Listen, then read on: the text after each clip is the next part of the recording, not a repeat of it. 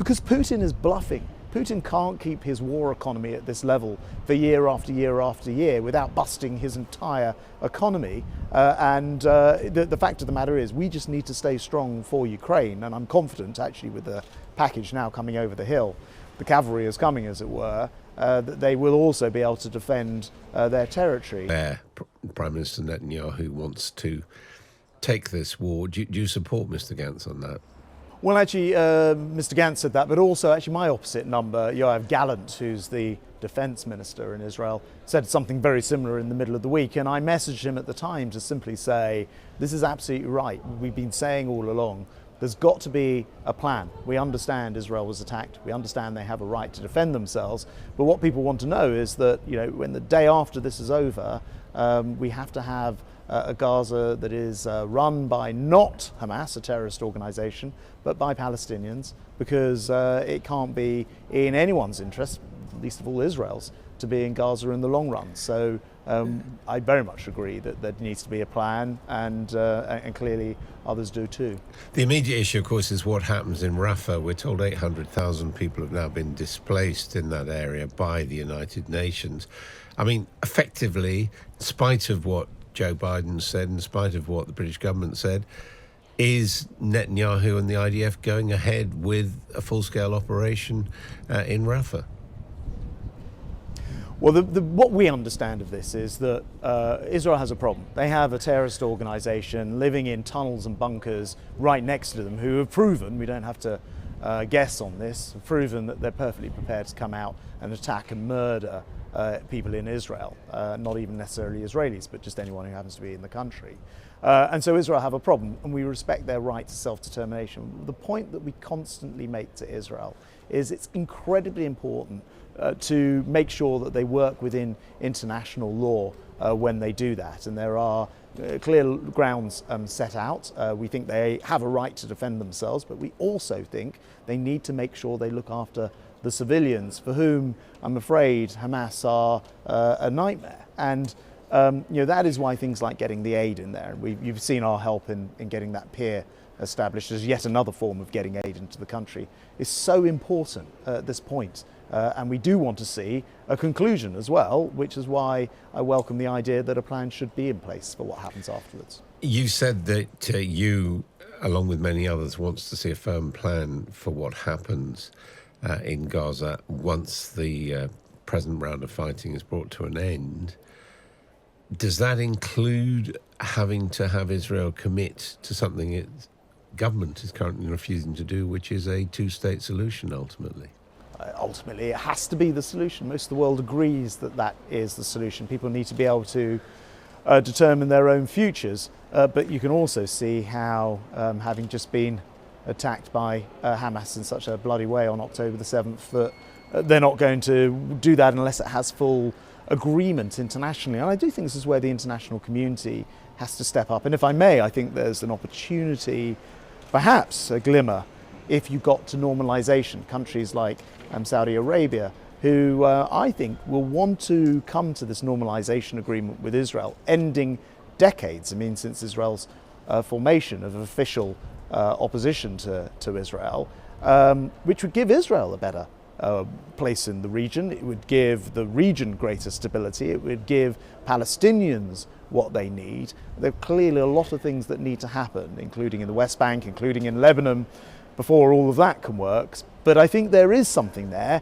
which needs to be put into a plan that the international community can really get behind, and ultimately the two-state solution is where that needs to be.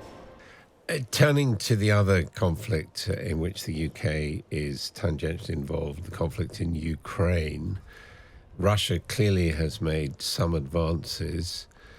Why are you therefore confident that ultimately Ukraine will prevail? Well, I went to Kyiv earlier this year, and I warned that the civilized world was taking its eye off the ball. Not, I have to say, the United Kingdom, which has been very consistent in our aid, always increasing the amounts, always increasing the size of the package, including this weekend where I've detailed more of that. But we know that it's been stop-start elsewhere, of course, particularly in the US Congress, to finally get that package through. And what's happening in Kharkiv, which is Ukraine's second biggest city, where Russia are making gains around the edges, some of the villages to the north, is a direct consequence of us having taken our eye off the ball internationally. It's very important that we don't do that again. But why am I confident in the end? Because Putin is bluffing. Putin can't keep his war economy at this level for year after year after year without busting his entire economy. The fact of the matter is we just need to stay strong for Ukraine. And I'm confident, actually, with the package now coming over the hill, the cavalry is coming, as it were, that they will also be able to defend their territory, albeit that there have been, as you say, some recent setbacks. But as those new munitions come in, they'll be able to do a lot better. There is a story today, Grant Shapps, suggesting that the UK's paratroopers won't be able to do a full D-Day commemoration, or not in the scale that they would like, because we don't have enough planes to provide for that. They needed 4 planes. They believe they only have 1 available. Can you guarantee that you can find the other 3 so that they can do what they would like to do to commemorate those who lost their lives? I saw that story and it hadn't come up to me previously. I'm absolutely sure that we can do more. I think it's very important that we commemorate. I was in Italy yesterday where Monte Cassino, which is a huge battle in which a lot of Brits and others lost their lives. And that commemoration, as well as what happens on D-Day, immensely important. I'll certainly want to back that. And look, it's why I've been the Defence Secretary that's achieved the 2.5% uplift to 2.5% of GDP in our budget, so that we are able to do more. So is that you will be able to find the 3 planes? Just to be very clear, that we will have all 4 that we need. I have ordered a review. I don't want to preempt that, but we'll come to that. But I'm very clear. And by the way, the planes presumably are on operations given the amount of conflicts in the world, including delivering that aid to Gaza by a parachute drop. So it's not that they're not doing anything, but it's also, I think, incredibly important to recognise people who served this country, and just because it's 80 years on, we shouldn't forget that. And it's also why I've been so keen to expand our military, and why this government has pledged to do that with a timetable and a way of paying for it, which we haven't, I should say, heard yet from the opposition. Well, just on that, I mean, obviously the Prime Minister this week has suggested that Labour would put the country at risk. You don't really believe that, do you? I'm very worried. Labour have dozens of MPs who have voted against Trident, including their shadow foreign secretary. But that's not the party's current position. The party's current position doesn't reflect that. That's not realistic. You don't genuinely believe Labour would put the country at risk, do you? Well, hold on. Their current position also doesn't support having a plan to get to 2.5%. I mean, they say they would like to do it. You can't defend this country with wishful thinking. You have to defend this country with the money that it takes to pay what will be an £87 billion defence bill by the end of the next Parliament. And they don't have a plan to get us there. So is that a worry? Yes. This is a leader of the opposition, and I'm not sure why this is missed on everyone, who twice supported a leader in Jeremy Corbyn who wanted to pull us out of NATO. And now he wants us to believe that he's always been in favour of this country's national security and defence. And I find that a little incredible, to say the least. I just want to ask you about 2 quick things before you head off. There's a story in the papers today that there are members of staff who are being recruited by HMRC to work in customer service roles, having never spoken to a human being. They are entirely recruited by AI, never interviewed by a human, never reviewed by a human. Does that feel all right to you? Forgive me, I haven't actually seen the story, but I mean, I'll just comment sort of broadly. AI is clearly coming, and it's going to change the world because it has so many implications.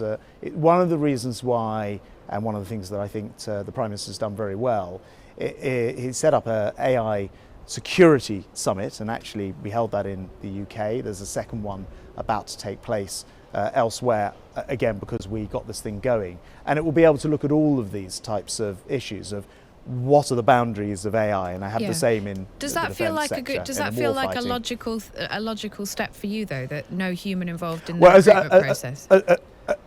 As I say, I think from a reassurance point of view, you'd always want a human eye over everything that happens. I don't know about that specific story, and you're sort of asking me to comment on something. No, that's fine. That's fine.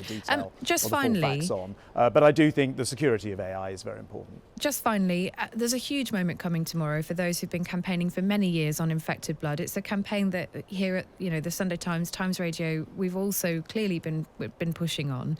Are you able to give us any more detail about what is likely to be announced for those survivors survivors and those who've had, to go through one of the worst scandals, really, in this country's history?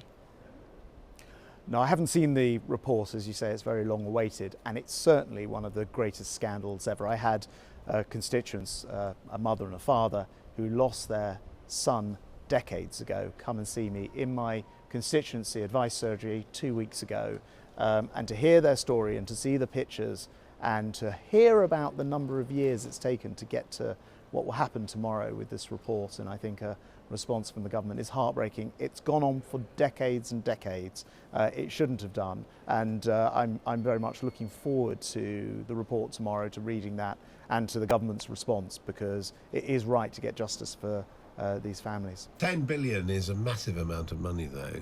Has the government got it? Well, I haven't seen the detail. I don't know about the costings. And interestingly, just by way of comment on this, I asked that family if they're aware of any other families in my constituency who were affected by this blood scandal, and they believe they're the only family in the entire constituency. And it struck me that the lack of mass, even though the scandal was very broad and across the country, may have been one of the things which has prevented it coming to a head much sooner. It's absolute. When you see what happened, you can't help but be angry about it. I can't help you on the money or the exact response, and I haven't even seen the report myself, and it will be for others. But I did really share their anger. But of course, they lost their son decades ago, and they feel they've been fighting decades to get to the point of this report.